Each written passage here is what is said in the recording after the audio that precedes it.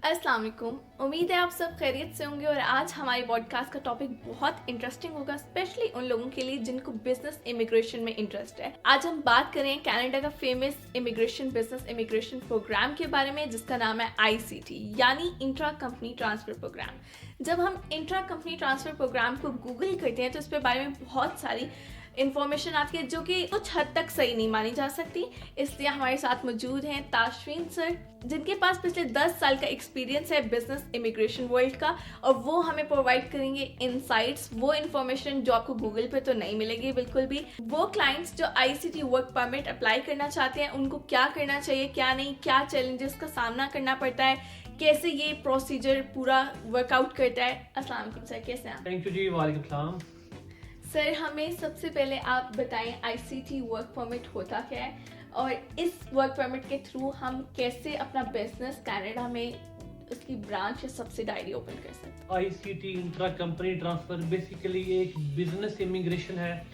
आप अपना बिजनेस एक कंट्री से दूसरी कंट्री में मूव कर सकते हैं। ये प्रोग्राम कनाडा के लिए है, तो आप कनाडा में अपनी एक न्यू ब्रांच ओपन कर सकते हैं। अगर आप पाकिस्तान में अपना बिजनेस करते हैं, या आप किसी शेंजन कंट्री में अपना बिजनेस करते हैं, या आप किसी मिडल ईस्ट किसी गल्फ कंट्री में अपना बिजनेस करते हैं, वट एवर आप किसी भी आउट ऑफ कनाडा कंट्री में बिजनेस करते हैं, तो उस बिजनेस की आप एक ब्रांच कनाडा में बना सकते हैं। We are Canadian immigration lawyers, हम पाकिस्तान से भी रजिस्टर्ड लॉयर हैं, कनाडा से भी हैं, तो हम आपको एक ब्रांच बना कर देंगे जिसके बेस पे आप अपना वर्क परमिट भी ले सकते हैं। ओके, तो मतलब एक ब्रांच आपकी किसी भी कंट्री में हो, चाहे वो पाकिस्तान है या चाहे पाकिस्तान से बाहर है, उस कंपनी की जो ब्रांच होगी वो हम कनाडा में ICT वर्क परमिट के थ्रू बना सकते हैं। बिल्कुल जी, आप किसी भी कंट्री में अगर बिजनेस करते हैं, आपकी कंपनी रजिस्टर्ड है, तो आप कर सकते हैं, उस ब्रांच को ट्रांसफर कर सकते हैं। अच्छा, रजिस्टर्ड कितने टाइम तक हो? आपका कोशिश करेंगे मैच्योर हो? जी, कोशिश करें कि जो गाइडलाइन IRCC की है उसके रिलेटेड आपकी 3 साल से कंपनी रजिस्टर्ड हो। अगर 3 साल से कंपनी रजिस्टर्ड है तो आप एलिजिबल हैं। 3 साल के कंपनी के टैक्स रिडक्शन है, टैक्स रिपोर्ट है, ऑडिट रिपोर्ट है, और सबसे बड़ी एक और भी लोगों के पास एक कर्फ्यू होती है, उनके पास डॉक्यूमेंटेशन नहीं होते कि उनकी कंपनी में एम्प्लॉय नहीं होते। सो मिनिमम जो हमारा एक्सपीरियंस है, जितने मैं क्लाइंट्स का प्रोसीजर कर चुका हूँ वो कनाडा में है, तो एक हमारे एक्सपीरियंस के बेस पे अगर 5 to 10 एम्प्लॉय आपके पास जॉब करते हैं, वो एक बिजनेस मैच्योर बिजनेस होता है। अगर फॉर एग्जाम्पल मेरा बिजनेस पाकिस्तान में है और मैं पिछले 3 साल से पाकिस्तान में बिजनेस कर रही हूँ, लेकिन मेरे पास रजिस्टर्ड नहीं है बिजनेस, वो डॉक्यूमेंटेड बिजनेस नहीं है, तो मुझे उसको ICT के लिए अप्लाई करने के लिए उसे रजिस्टर्ड लाजमी करवाना पड़ेगा। जी देखें, रजिस्टर्ड आपको करवाना पड़ेगा, लेकिन आप एलिजिबल नहीं होंगे। अगर आपका बिजनेस रजिस्टर्ड नहीं है, आप 5-7 साल से 3 साल से कर रहे हैं बिजनेस, तो वो बिजनेस ट्रांसफर होगी नहीं। चाहे आप उसको अभी भी रजिस्टर करवा लेंगे, फिर भी वो उस क्राइटेरिया को फुलफिल कर रहे हैं। अच्छा, पाकिस्तान में अगर जिनका बिजनेस है रजिस्टर्ड कहाँ पे होना चाहिए? बिल्कुल ऐसे ही। सबसे जरूरी तो पाकिस्तान में अगर आपका बिजनेस प्राइवेट लिमिटेड है, SSCP से रजिस्टर्ड है, उसको सब फर्स्ट प्रायोरिटी दी जाती है। बाकी आपका अगर सोल बिजनेस भी है, वो भी रजिस्टर्ड है, उसका बैंक अकाउंट है, उसकी टैक्स रिटर्न फाइल होती है, एम्प्लॉय जॉब कर रहे हैं, सैलरी आप पे कर रहे हैं, तो फिर भी आप एलिजिबल हैं। अच्छा, कोई क्राइटेरिया है कि 100 लोगों की कंपनी होगी तो उस बंदे को ICT वर्क परमिट जल्दी मिल जाएगा? देखिए, तो आप बहुत बड़ी बात कर रही हैं। मिनिमम हमारा जो एक्सपीरियंस है, या मेरा जो एक्सपीरियंस है, आपके पास 5 to 10 एम्प्लॉय, अगर 5 to 10 आपके पास वर्कर हैं, उनको आप सैलरी अपने बैंक अकाउंट से दे रहे हैं, ट्रांसफर कर रहे हैं, उनके पास एक्सपीरियंस है, सारी चीजें हैं, तो वो एक कंपनी एलिजिबल है। अब ऐसा नहीं है कि कंपनी में कोई एम्प्लॉय नहीं है तो आप उसको ट्रांसफर कर लें, वो ट्रांसफर नहीं होती। अच्छा, मतलब ये है कि बहुत छोटी कंपनी भी है, बिल्कुल माइनर, एक बिगनिंग भी है आपकी कंपनी का, तो आप उसको ट्रांसफर कर सकते हैं। बिल्कुल ट्रांसफर कर सकते हैं, इसमें कोई नहीं है, लेकिन कोशिश करें कि क्राइटेरिया के ऊपर मीट करें। अब ऐसा ना हो कि आप अभी आपने कंपनी सब जमा करवाई है, क्रिएट करवाई है, तो 6 महीने के बाद आप कहें कि मैं अभी करना चाह रहा हूँ ट्रांसफर, वो पॉसिबल नहीं है। आप कोशिश करें कि 3 साल से आपका बिजनेस रजिस्टर्ड हो, जो IRCC की गाइडलाइन है। अच्छा, वो प्रॉफिट मेकिंग कितना हो आपकी बिजनेस में, आपकी इन्वेस्टमेंट कितनी हो, आप इस ICT वर्क परमिट को अप्लाई करने के लिए आपके पास कितना बैंक बैलेंस होना चाहिए? बिल्कुल जी, ये भी बड़ा अच्छा क्वेश्चन है।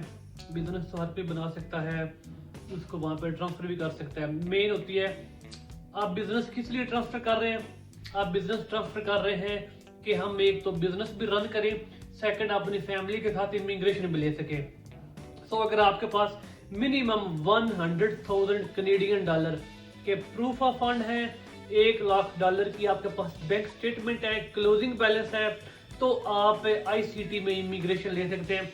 लाइक पहले आपको वर्क परमिट ही मिलता है उस कंपनी का, देन आप इमिग्रेशन ले सकते हैं। लेकिन माइंड में रहे मिनिमम 2 करोड़ पाकिस्तानी अगर आपके बैंक अकाउंट में है, आईसीटी के बैंक अकाउंट में है, कंपनी में या आपके पर्सनल में, आप एलिजिबल। मतलब 2 करोड़ हो तो आप आईसीटी में जा सकते हैं। आपका ऐसा नहीं हो कि आपका बिजनेस बिल्कुल प्रॉफिट मेकिंग है, उसको प्रॉफिट मेकिंग भी होना चाहिए। डेफिनेटली जब आप बिजनेस, पाकिस्तान में बिजनेस करना जरूरी है। जब एम्प्लॉय आपके पास जॉब कर रहे हैं, अब ये डिपेंड करता है ना आपके बिजनेस नेचर के ऊपर, आप क्या सर्विस देते हैं, आपकी कितनी लॉस प्रॉफिट हो रही है। वो जब आपके पास 2 साल की हम आपकी ऑडिट रिपोर्ट देखेंगे, टैक्स रिटर्न देखेंगे, 1 साल के बैंक स्टेटमेंट देखेंगे, उसमें लॉस प्रॉफिट सारी चीजें आ जाती हैं। तो कोशिश करें कि $1,00,000 से अबव का या मिनिमम इतना बिजनेस 1 साल में या 2 साल के अंदर कंपनी ने किया हो। अच्छा सही है। नेक्स्ट क्वेश्चन पे चलते हैं हम लोग।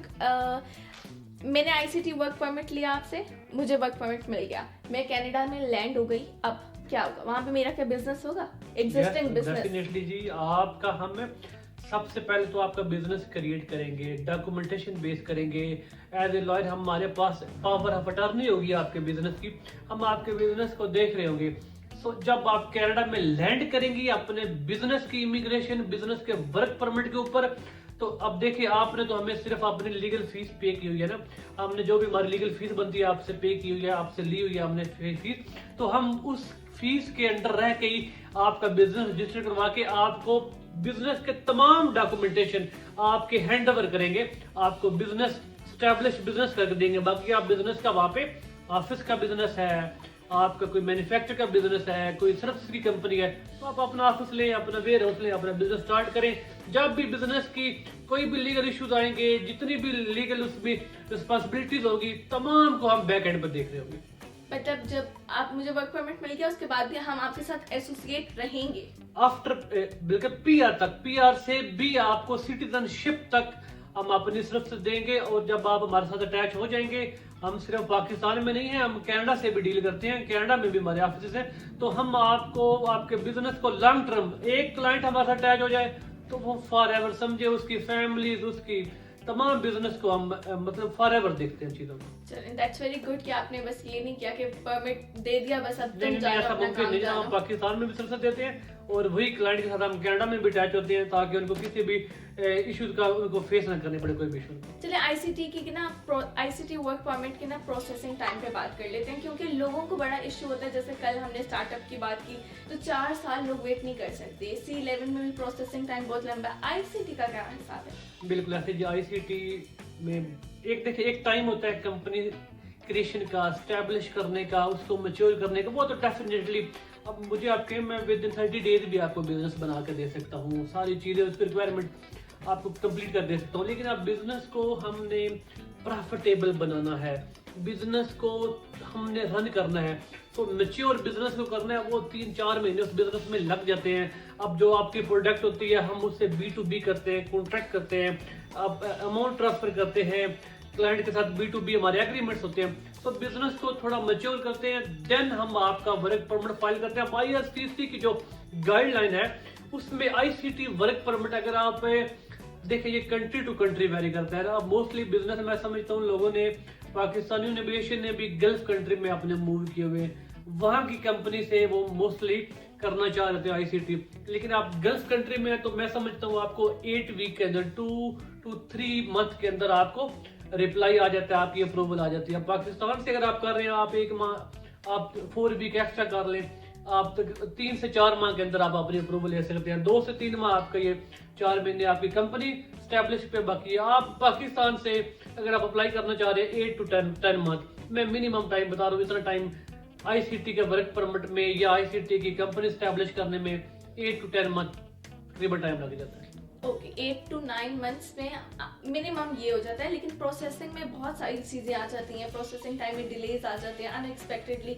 कभी आईआरसीसी की तरफ से स्ट्रिक्ट गाइडलाइंस हो जाती हैं, पॉज पे चला जाता है काम, तो मैक्सिमम टाइम कितना लग सकता है? क्लाइंट कितनी देर वेट कर सकता है ज़्यादा से ज़्यादा कितने टाइम में? तो मैं समझता हूँ कोई भी ऐसा केस हमारे पास आज तक नहीं आया जो आईसीटी का 1 साल से बाद जिसने वेट किया हो। तो हम कोशिश करते हैं कि as soon as possible 6 to 8 month में उसको क्लोजिंग की तरफ लेके जाएं। हम उसके वर्क परमिट सबमिशन करें और उसके अप्रूवल, लेकिन किसी स्टेज के ऊपर अब कोई भी 100% नहीं होता। मैं नहीं कहता कि मेरी अप्रूवल 110% या कभी रिफ्यूजल भी आ जाती है केसेस के अंदर, आपकी टाइज की वजह से, आपके फंड्स की वजह से, कंपनी की वजह से, टैक्स की वजह से, तो हम उससे डिसीजन को चैलेंज कर देते हैं कोर्ट में, क्योंकि कंपनी हमने बनाई है, पाकिस्तान में भी है, कनाडा में भी आपकी। सो वो जो GR का टाइम होता है ना 3 से 4 माह, उसमें हो सकता है डिले, उसको भी ऐड कर ले तो मैक्सिमम 1 ईयर के अंदर आप अपनी अप्रूवल ले सकते हैं। GR में तो मैं समझता हूँ 110% आप अपनी अप्रूवल ले लेंगे। चलें, GR के बारे में तो बिल्कुल हम बात करेंगे, वो तो बहुत वो डिफरेंट टॉपिक है, वो चलिए उसको बिल्कुल हम डिफरेंट next टॉपिक है, season उसको हम फिर बात करेंगे उसके ऊपर। लेकिन उससे पहले मुझे ये बताएं कि गूगल में जो इन्फॉर्मेशन है, मैं जब ICT के बारे में रिसर्च करी थी, मेरे सामने सबसे पहले तो ये आया कि ICT का मतलब है कि एक कंपनी जो आपकी पाकिस्तान में है या किसी भी कंट्री में है, और एक कंपनी जिसकी ब्रांच ऑलरेडी किसी और, फॉर एग्जाम्पल कनाडा में है एक कंपनी और एक पाकिस्तान में, उसके एम्प्लॉय को ICT के थ्रू आप भेज सकते हैं। Is it true? बिल्कुल ऐसे ही है। आपकी अगर बिजनेस पाकिस्तान में है और सेम नेचर की सेम कंपनी कनाडा में भी है और कंपनी दोनों आपस में कनेक्ट है, उनकी ट्रांजैक्शन है, B2B होता है, आपकी वहाँ पे भी एम्प्लॉय है, यहाँ पे भी है, तो वो कंपनी अगर आपको जॉब ऑफर दे, एग्जेम्प्टेड वो LMI होती है, उस जॉब ऑफर की बेस पे आप अपना वर्क परमिट ले सकते हैं, इमिग्रेशन भी ले सकते हैं, आप न्यू बिजनेस ट्रांसफर कर सकते हैं, जैसे कि आपको नाम से ट्रांसफर इसमें चीजें आ रही है, इंट्रा कंपनी ट्रांसफर, तो आप वो बिजनेस भी ट्रांसफर कर सकते हैं। अगर ऑलरेडी वो बिजनेस है वहाँ पे, तो आप उस कंपनी में से किसी अपने एम्प्लॉय को भी वहाँ पे जॉब दे सकते हैं, वो भी हो सकता है। अच्छा, एम्प्लॉय भी आपका जो है आप ट्रांसफर करा सकते हैं इस वर्क परमिट से, और कंपनी भी, ये बहुत 2 in 1 है। बिल्कुल ऐसे ही है। ओके, चलें, अब नेक्स्ट क्वेश्चन से ये है, सबसे ज्यादा कंफ्यूजन लोगों को ये होती है कि PR का क्या हिसाब किताब है इसमें? हाँ जी बिल्कुल, ये भी अब PR बड़ा इंपॉर्टेंट टॉपिक हाँ, है, सबका मेन कंसर्न PR होता है। कनाडा में ना आप देखें कि विदाउट स्टार्टअप वीजा जितनी भी इमिग्रेशन मिलती है, मैं समझता हूँ वो स्कोरिंग बेस के ऊपर है। समझता कि IRCC का एक रूल है, क्रेडिट लॉ है, आपको स्कोरिंग बेस के ऊपर PR मिलेगी। अब ICT के लिए वही बंदा एलिजिबल है PR लेने के लिए जिसके पास मिनिमम इंटरमीडिएट है और उसके पास इंग्लिश लैंग्वेज है, यहाँ पे वो आइट्स उसके पास है, PT या कोई भी इंग्लिश या फ्रेंच लैंग्वेज उसके पास है, वो एलिजिबल है। अब स्कोरिंग बेस के ऊपर है। अब जिसकी ये ना थोड़ा टेक्निकल क्वेश्चन है, अब मैं ये नहीं कर रहा कि मैं से आपको पिच करने के लिए कि आप आए, आप ICT करें। अगर आपके पास बैचलर मास्टर डिग्री है, MPhil है, इक्विवेलेंस ली हुई है, मिनिमम 4 ईयर बैचलर है या BA है, MA है, तो आपको 1 साल के बाद PR मिल जाएगी।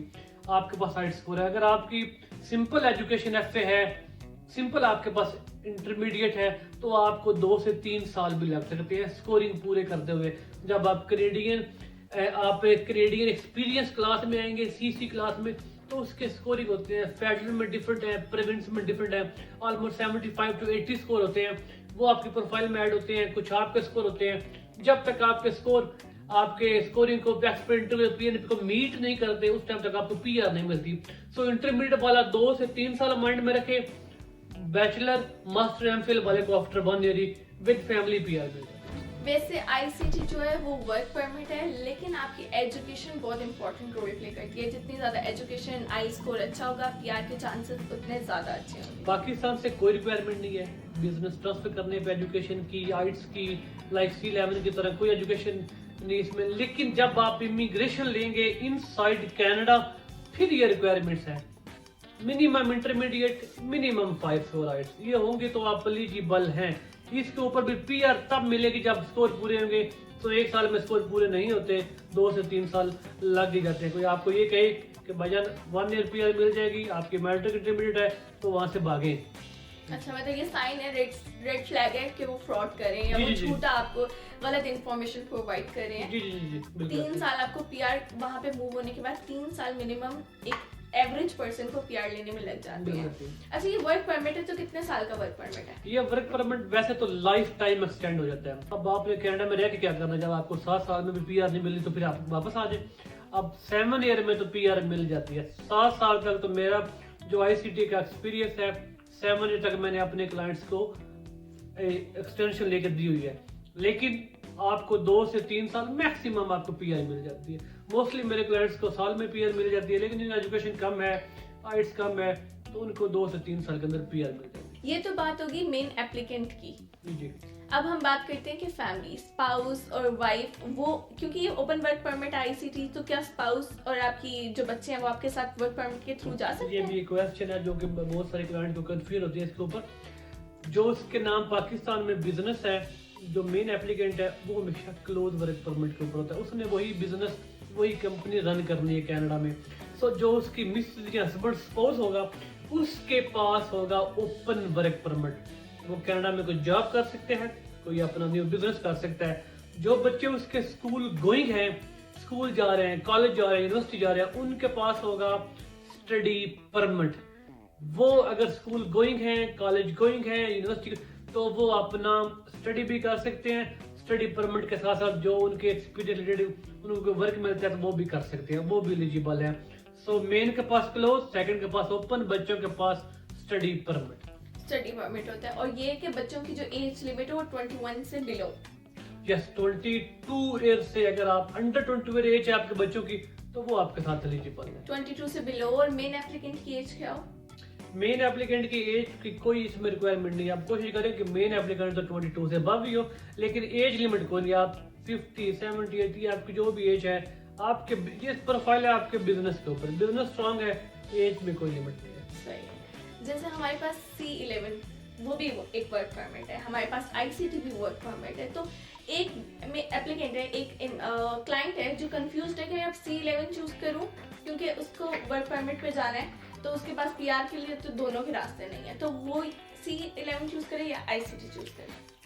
अब आपने दोनों प्रोग्राम को मिक्स कर दिया, C11 को भी, ICT को भी। जिसका तो बिजनेस यहाँ पे रजिस्टर्ड है वो तो ICT ही करे, लेकिन जिसका बिजनेस प्रॉपर रजिस्टर्ड नहीं है, हर बिजनेस साइट ICT के ऊपर एलिजिबल नहीं होता। ना ही हर बिजनेस की बेस पे ICT आपकी कंपनी ट्रांसफर हो सकती है। सो C11 की में लेवरेज इसलिए है कि आपका बिजनेस अगर रजिस्टर्ड नहीं है, कैश फ्लो आपके पास है, मिनिमम $1 लाख है, या 1 करोड़ है, 2 करोड़, 3 करोड़, 4 करोड़ पाकिस्तानी आपके पास बैंक अकाउंट में है, व्हाइट कैश है, लीगल है, डिक्लेयर है, तो आप एलिजिबल है। दोनों ही प्रोग्राम अपनी अपनी जो है ना वो एक बड़ी इंपॉर्टेंस रखते हैं। बिजनेस ट्रांसफर करना है तो ICT, आपके पास बिजनेस नहीं है, वैसे PR लेनी है, आपके पास कैश है, आपके पास बैंक अकाउंट में आपके पास लिक्विड फंड्स हैं, तो C11 भी बहुत अच्छा प्रोग्राम। सर जैसे हमारे पास स्टार्टअप में हम 4-5 का ग्रुप बना के एक बिजनेस आप वहाँ पे स्टैब्लिश करवा देते हैं, क्या हमारे पास ICT में ये ऑप्शन मौजूद है? बिल्कुल ऐसे ही ICT में देखें, अब private limited company, partnership based company होती है। अब आप कंपनी वो ट्रांसफर हो जाएगी, लेकिन उसमें या तो आपका एक पार्टनर, एक डायरेक्टर या सीनियर एम्प्लॉय, एक बंदा ही कंपनी ट्रांसफर कर सकता है। एक बंदा ही, एक ही फैमिली मेंबर जो उसके बीवी बच्चे जो भी उसकी फैमिली में ऐड होते हैं, एक बंदा ही कंपनी का डायरेक्टर, एम्प्लॉय या उसका CEO जा सकता है। आफ्टर 1 ईयर जब आपको PR मिलती है, सेकंड जो होता है ना एप्लीकेंट, वो अप्लाई कर सकते हैं। ऐसा नहीं है कि एक कंपनी है, 2 पार्टनर, दोनों ही C11 या दोनों ही ICT कर ले, ऐसा नहीं है। एक पार्टनर एक टाइम के ऊपर अपनी कंपनी ट्रांसफर कर सकता है और अपनी PR ले सकता है। मतलब इसमें स्टार्टअप वाला वो एक आपके पास बेनिफिट नहीं है कि 5 पार्टनर है तो 5 के 5 फैमिली। नहीं, ऐसा नहीं है। स्टार्टअप भी डिफरेंट चीज है, उसके ऊपर का हमने वीडियो बना भी दिया है। मेरे ख्याल में क्वेश्चन होंगे तो क्लाइंट्स के वैसे ही क्लियर हो गए। अब वो कोई वीडियो देखेगा वो स्टार्टअप भी अपने खुद ही कर सकता है, अगर वो मेरी वीडियो बार बार देखे, डिटेल में देखे। तो ICT में एक पार्टनर मूव हो सकता है, सेकंड हो सकता है, लेकिन आफ्टर 1 ईयर। चलें, सही है सर। थैंक यू सर, आपने इतने इनसाइट्स प्रोवाइड किया। आई होप कि सब क्लाइंट्स के कन्फ्यूजन खत्म हो जाएंगे। ICT वर्क परमिट के थ्रू आप अपनी कंपनी भी एक पाकिस्तान से या पाकिस्तान के बाहर किसी मुल्क में कनाडा में रजिस्टर्ड करवा सकते हो और उसकी बेस पे मूव हो सकते हो, और आप अपने सीनियर एम्प्लॉय को भी भेज सकते हो अगर आपकी कंपनी ऑलरेडी कनाडा में रजिस्टर्ड है। ICT 2 in 1 है, ये दोनों ऑप्शन प्रोवाइड करता है। इसके अलावा ICT के थ्रू आपको PR का रास्ता भी मिल जाता है, लेकिन उसमें आपको 1 से 2 साल वेट करना होगा।